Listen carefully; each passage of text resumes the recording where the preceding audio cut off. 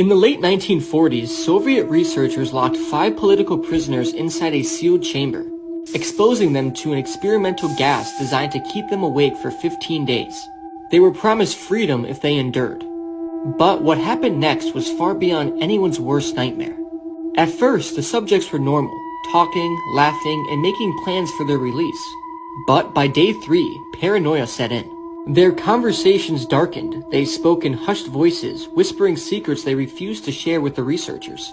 By day 5, the men stopped speaking to each other and instead sat in silence, eyes darting around the room.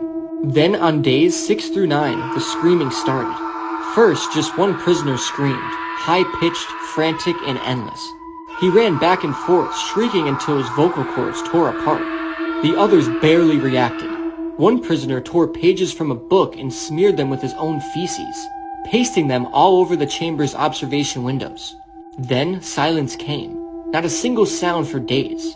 The researchers panicked.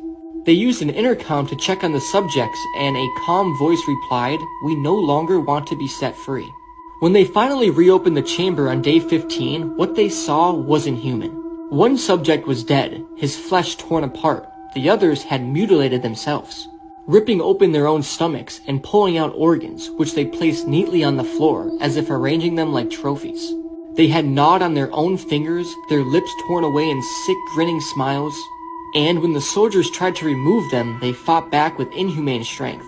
They then strapped the last survivor to an operating table, and he stared into the scientist's souls. As they prepared to sedate him, he leaned forward and whispered, "We are you. We are the madness that lurks inside every mind, waiting to be unleashed."